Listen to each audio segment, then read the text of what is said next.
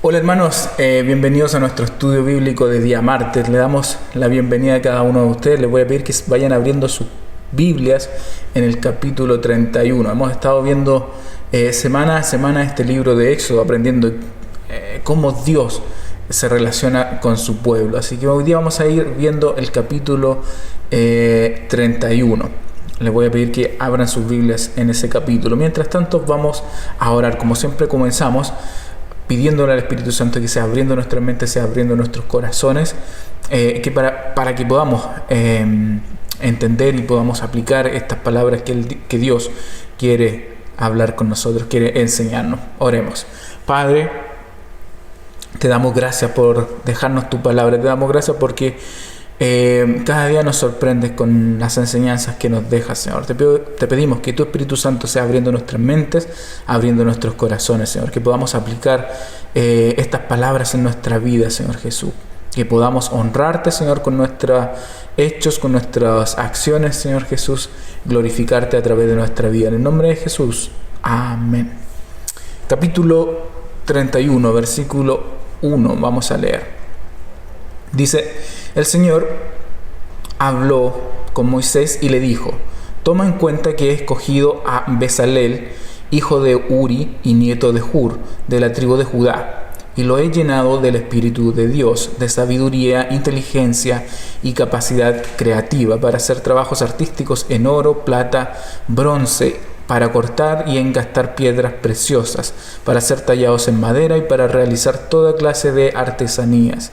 Además, he designado como su ayudante a Aholiab, hijo de Ahisamac, de la tribu de Dan, y he dotado de habilidad a todos los artesanos para que hagan todo lo que te he mandado hacer, es decir, la tienda de reunión, el arca del pacto, el propiciatorio que va encima de ella, el resto del mobiliario de la tienda, la mesa y sus utensilios, el candelabro de oro puro y todos sus accesorios, el altar del incienso, el altar de los holocaustos y todos sus utensilios, el lavamanos con su pedestal, las vestiduras tejidas, tanto vestiduras sagradas para Aarón, el sacerdote, como las vestiduras sacerdotales de sus hijos, el aceite de la unción y el incienso aromático para el lugar santo. Todo deberán hacerlo tal como te he mandado que lo hagas.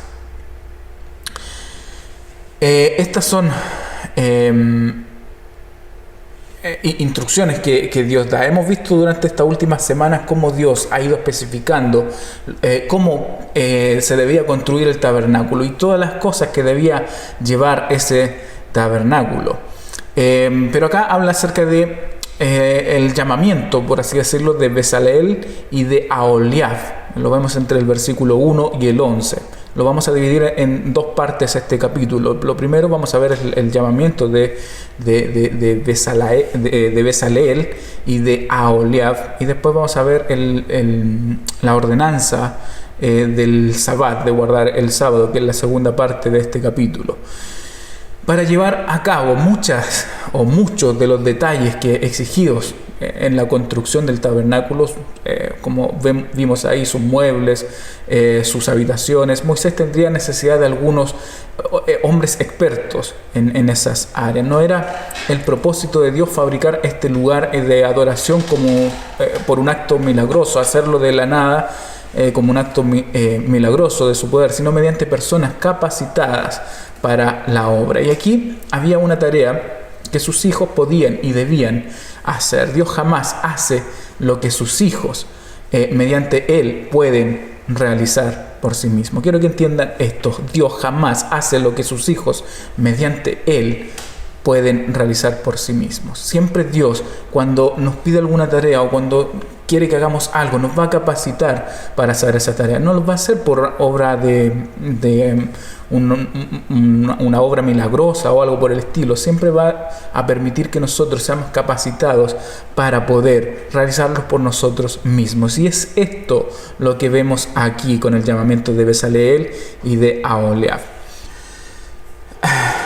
Debemos reconocer que Dios llama a los hombres de diversas maneras. Él había llamado por nombre, y esto es muy importante que lo tengamos en mente. Llamó por nombre a Bezalel, como antes lo había hecho con Moisés. En capítulos anteriores, cuando Dios llamó a Moisés, lo llamó por su nombre. En este caso también a Bezaleel también lo llamó por su nombre. Ese llamamiento fue revelado a Moisés, que más tarde informó a ese hombre y a Israel acerca de esa elección. A Moisés el Señor lo llamó directamente, pero a estos hombres, hasta donde nosotros, lo que sabemos, fueron llamados mediante Moisés y no directamente por Dios. Aunque él eligió por nombre a Bezaleel y a Oholiab, es evidente que dejó a su siervo la tarea de nombrar a muchos otros para la obra. Y esto es lo que me cautiva, porque es inspirador ser llamado por Dios por el nombre propio de cada uno de nosotros, directa o indirectamente. En este caso a Bezaleel, como dijimos, fue a través de Moisés. Dios llamó a Bezaleel a través de Moisés, o en el caso de Moisés lo llamó directamente a Dios, y es inspirador ser llamado por nuestro propio nombre, directa o indirectamente por el Señor. Pero también es importante el ser designados por aquellos a quienes Él autoriza a elegir obreros. Muchos de nosotros vamos a ser elegidos directamente por Dios, pero hay otros también que van a ser elegidos por esos que Dios eligió que fueran o que Él autoriza para elegir obreros. Así que tenemos que sentirnos bendecidos cuando Dios nos llama directamente a nosotros o cuando nos llama a través de otros también. El Espíritu Santo de Dios selecciona y unge a ciertas personas para la obra espiritual de su reino, tales como predicar o enseñar, el pastorear, evangelizar y esas cosas así. El Señor selecciona y unge a ciertas personas para esa obra espiritual. Pero también Dios elige y capacita y dirige a sus siervos a cumplir tareas materiales. Estamos en un mundo físico, en un mundo material, y Dios nos capacita y nos dirige para que podamos cumplir ciertas tareas materiales. Bezaleel en este caso y su ayudante Oholiab fueron llamados para crear belleza en las formas materiales del tabernáculo. Para esta tarea los había llenado del Espíritu de Dios, como leímos al principio del pasaje. Toma en cuenta que he escogido a Bezaleel, hijo de Uri y nieto de Hur, de la tribu de Judá, el versículo 3, y los he llenado del Espíritu de Dios, de sabiduría, inteligencia y capacidad creativa. Entonces Dios nos llena del Espíritu de Dios, nos llena de sabiduría y nos llena de inteligencia en ciencia y en todo arte, lo que dice el versículo 3. Aquí encontramos hombres llamados por Dios para hacer cosas artísticas en oro. En plata, en bronce, en madera, en tela y piedras. Las instrucciones detalladas que Moisés había recibido tenían que ser realizadas conforme a todo lo que Dios había ordenado y había mandado. Eran cosas específicas y estas personas tenían que estar capacitados en esas áreas para poder realizar ese trabajo que Dios le había pedido a Moisés que se llevara a cabo. Entonces hay una capacitación de parte de Dios. Cuando Dios nos pide que hagamos algo para su obra, algo para su gloria, Él se va a encargar de capacitarnos, como dice acá, en formas en sabiduría, en inteligencia, en ciencia y en todo arte, por lo que aparece por lo menos en el versículo 3. Estos hombres tenían que emplear toda su pericia, por así decirlo, y dirigir a otros, como dice en el versículo 6, que tenían que dirigir a todo sabio de corazón en el cumplimiento de esta parte de la obra del Señor. Y hay algunas cosas acá que me gustaría que podamos separar. Por ejemplo, sabiduría denota extensión de ingenio y fuerza de capacidad. Es el poder para juzgar lo que es mejor. Una persona sabia podía distinguir o poder juzgar qué es lo que era la mejor opción para llevar a cabo cierta tarea. También la inteligencia es la aptitud para comprender las distintas partes de una obra y su forma completa. La ciencia implica conocimiento del material mediante la práctica y la experiencia. Ciencia tenía que ver con que íbamos a realizar algo en oro, por ejemplo, conocer el material, cómo se derretía, a cuántos grados se derretía, cómo podíamos hacer las figuras o las figuras que Dios pedía. Trabajar la madera, cómo se trabajaba la madera, en qué tiempo del proceso se podía utilizar la madera, qué grado de sequedad tenía que tener la madera o qué grado de humedad, y todo eso se refiere a la ciencia, implica el conocimiento del material, y eso se da obviamente mediante la práctica y la experiencia. La habilidad para hacer cosas hermosas y útiles son un don de Dios. Aquí vemos los talentos naturales cultivados y perfeccionados y el don de gracia mediante el Espíritu Santo. Los dones del Espíritu son en su mayoría estos talentos naturales dedicados a Dios e inspirados por el Espíritu. Estos dones los encontramos en la voz, en el cerebro y también en las manos y en los ojos, que Dios nos capacita y nos entrega a través de su gracia. Es bien cierto también que los cristianos no deben vivir para este mundo en el sentido de ser atraídos por las cosas temporales, descuidando las eternas. Sin embargo, en la expresión del arte, ya sea en la arquitectura de la iglesia o en el hogar, en la pintura, en la música o la mecánica o lo que sea que estemos, el reconocimiento de lo eterno evita la secularización y agrega valores al tiempo y a la eternidad. No debemos nunca apartar los ojos de lo eterno, ya sea en lo que estemos haciendo. Si estamos trabajando en la arquitectura, estamos trabajando en la construcción, estamos trabajando en lo que sea que estemos trabajando, nunca apartar nuestra vista de lo eterno, y eso así evitamos secularizar lo que Dios nos ha mandado a hacer. El hombre que trabaja en alguna máquina puede ser esclavo de ella, pero no necesita hacerlo si ve en el trabajo una creación del Espíritu de Dios mediante las capacidades y las aptitudes que Dios le entregó. Es fácil que el hombre moderno, por así decirlo, se destruya a sí mismo con su genio científico, porque desgraciadamente el control de los productos de la ciencia a menudo cae en manos de hombres malos. Pero los cristianos deberían emplear su pericia científica para la gloria de Dios. Es posible dedicar la aptitud personal al Señor si se usa directamente en la obra de la iglesia, en el mejoramiento de la sociedad o en el logro de medios en los cuales sostener la causa de Cristo. Cada cosa que Dios nos ha dado, en la posición que nos ha entregado, hagámoslo para la gloria de Dios, mirando, como les dije, lo eterno, nunca dejando de vista para qué Dios nos llamó, hacia dónde vamos, hacia dónde está enfocado nuestro servicio, siempre mirando lo eterno.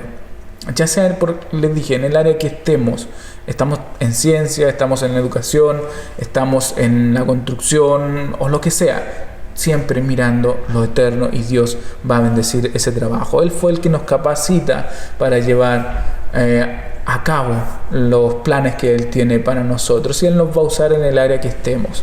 Así como Dios capacitó y llamó a Bezaleel y a Oholiab, nos va a capacitar y nos va a llamar a cada uno de nosotros para servir. Sigamos avanzando en el versículo 12, el sábado. Dice el versículo 12: el Señor le ordenó a Moisés: dile lo siguiente a los israelitas, ustedes deberán observar mis sábados en todas las generaciones venideras. El sábado será una señal entre ustedes y yo, para que sepan que yo, el Señor, los he consagrado para que me sirvan. El sábado será para ustedes un día sagrado, obsérvenlo. Quien no lo observe será condenado a muerte. Quien haga algún trabajo en sábado será eliminado de su pueblo. Durante 6 días se podrá trabajar, pero el día séptimo, el sábado, será de reposo, consagrado al Señor. Quien haga algún trabajo en sábado será condenado a muerte. Los israelitas deberán observar el sábado en todas las generaciones futuras. Será para ellos un pacto perpetuo, una señal eterna entre ellos y yo. En efecto, en 6 días hizo el Señor los cielos y la tierra, y el séptimo día descansó. Y cuando terminó de hablar con Moisés en el monte Sinaí, le dio las 2 tablas de la ley, que eran 2 lajas escritas por el dedo mismo de Dios. Nos quedamos hasta el 17. Una señal eterna entre ellos y yo. En efecto, 6 días hizo el Señor los cielos y la tierra, y el séptimo día descansó. Este es un pacto que Dios hizo, o una ordenanza que Dios hizo con el pueblo de Israel de guardar el día sábado. Nosotros como cristianos hoy en día no guardamos el día sábado. Tenemos como día, como simbolismo, algo parecido que es el día domingo, que es el primer día de la semana, donde nosotros lo dedicamos a Dios y buscamos a Dios en ese día. Pero esta es una ordenanza hacia el pueblo de Israel. Es un retorno al énfasis exigido a Israel sobre el sábado. No es muy claro porque el asunto vuelve a tratarse en esta oportunidad, ya lo habíamos mencionado anteriormente en otros capítulos anteriores. Se entiende que haya habido temor de que Israel, con las nuevas instrucciones que Dios le estaba dando sobre el tabernáculo, pudiera olvidar las primeras recibidas concernientes al día de reposo. En este versículo se nos presentan en realidad dos aspectos del sábado. Dios primero dijo a Moisés que sería señal para siempre entre él y los hijos de Israel. La primera señal dada al pueblo fue la circuncisión, como lo vimos en los primeros capítulos, acerca de la primera señal que distinguía entre Israel y de los demás pueblos. Era la circuncisión. Ahora Dios agrega el sábado como distintivo de su gente. Esta señal sabática distinguía a Israel de las demás naciones más que la primera, porque ninguna otra había adoptado esta señal, y continúa hasta los tiempos de los romanos como la señal y símbolo del judaísmo. En todo el mundo se reconocía al judaísmo por guardar el día sábado y observar el día sábado. De este modo fue un vínculo sacramente entre Israel y Dios hasta las generaciones. A donde dice en el versículo 13, por vuestras generaciones, eso significa que a través de las edades, a través de los siglos, a través de las múltiples generaciones. En el versículo 14 y 15, donde dice: el sábado será para ustedes un día sagrado, obsérvenlo. Quien no lo observe será condenado a muerte. Quien haga algún trabajo en sábado será eliminado de su pueblo. Durante 6 días se podrá trabajar, pero el día séptimo, el sábado, será de reposo y consagrado al Señor. Quien haga algún trabajo en sábado será condenado a muerte. En estos versículos, en el 14 y en el 15, se declara que la profanación del sábado se castiga con la muerte. Esto puede parecer un poco demasiado drástico para nosotros o para la época moderna, pero el pacto de Dios con ese pueblo era único. El sábado era era a la vez una parte del pacto y su señal. Cualquiera que lo infringiera cometería una ofensa de carácter más grave, y en lo que tocaba a él destruiría el pacto entre el Señor y su pueblo. Por eso era sagrado, era un pacto entre Dios y los israelitas. Y cualquier alteración a eso afectaría o destruiría el pacto entre el Señor y su pueblo. Así que la persona que así lo violara sería cortada de en medio de su pueblo, es decir, sufriría la separación o la excomunión de ellos. Había invalidado su derecho a vivir como hijo de Dios, y también se habla acerca de la pena de muerte por infringir esta ley. Debe notarse que esta observancia, por así decirlo, exterior, junto con otras tales como la circuncisión, las leyes dietéticas y otras en el Nuevo Testamento, son interpretadas específicamente como evidencias interiores, espirituales del verdadero discipulado. La observancia del sábado cristiano, es decir, nuestro sábado, como lo dije al principio, o el día domingo, es de naturaleza espiritual, y es una ley escrita en el corazón. Es un día de descanso y de refrigerio, de la misma manera que el sábado era para Israel, pero es algo más espiritual. Es una interpretación específica como evidencia interior para nosotros hoy en día. Guardamos el día domingo, guardamos el día de descanso para tener un momento de refrigerio y de poder buscar a Dios también durante ese día, el día domingo, como les dije, que es el día que nosotros por lo menos usamos para descansar, para buscar a Dios y adorar a Dios en ese día. Y el último versículo, el versículo 18, dice: cuando terminó de hablar con Moisés en el monte Sinaí, les dio las 2 tablas de la ley, que eran 2 lajas escritas por el dedo mismo de Dios. Acá, como conclusión de toda esta experiencia que vivió Moisés en el monte Sinaí, Dios entregó a Moisés 2 tablas del testimonio hechas de piedra y escritas, dice la Biblia, con el dedo de Dios. Se hizo referencia a estas tablas cuando Dios llamó a Moisés que ascendiera al monte. Lo vimos en el capítulo 24, en el capítulo 24, y debían ser colocadas dentro del arca. Eran las tablas de piedra que Moisés quebró cuando descendió y vio todo este desastre que estaba ocurriendo en el pueblo de Israel, donde habían construido un becerro y lo habían empezado a adorar, y Moisés se enojó tanto que quebró las tablas de la ley. Estas eran las tablas de piedra que Moisés quebró con su ira. Más tarde Dios las renovó. Entonces después Moisés las depositó, estas tablas, en el arca. Eran las que iba a dar significado a todo el tabernáculo, el decálogo, los 10 mandamientos. Esas tablas fueron lo que le dieron significado a todo el tabernáculo. Estos 10 mandamientos, este decálogo, fue escrito sobre estas tablas, dice la palabra de Dios, con el dedo de Dios.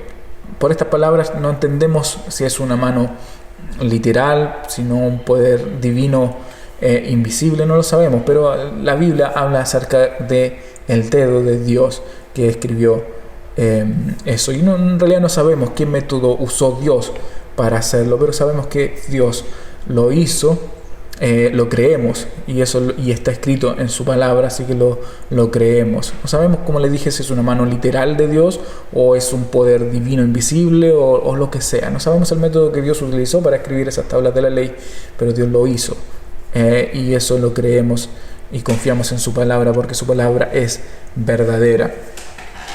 Hermanos, hemos llegado al final de este capítulo. Ustedes, como les he dicho en otros momentos, vuélvalo a leer, reléalo otra vez. Eso es meditar en la palabra de Dios. Cada vez que leemos estos pasajes, vamos sacando cada vez más nutrientes de parte de Dios para nuestra vida. Yo reconozco que no había leído completo el libro de Éxodo hasta que después que empezamos a hacer este estudio, y cada vez que lo leo saco algo que me va nutriendo, me va alimentando, y hay cosas tan específicas de Dios y cómo Dios se relaciona con su pueblo, y eso nos llena tanto, nos nutre tanto en nuestra vida espiritual. Así que léalo, vuélvalo a leer. El próximo capítulo, el próximo estudio, venga preparado ya habiéndolo leído el capítulo 32, cuando el hermano Alberto nos venga con el capítulo 32 en el siguiente estudio. Así que eso, vamos a orar. Padre, queremos agradecerte por dejarnos tu palabra, Señor Jesús, por aprender juntos tu palabra. Te agradecemos porque nos alimentas, Señor, nos nutres cada día. Espíritu Santo, tráenos a la mente esta memoria, Señor.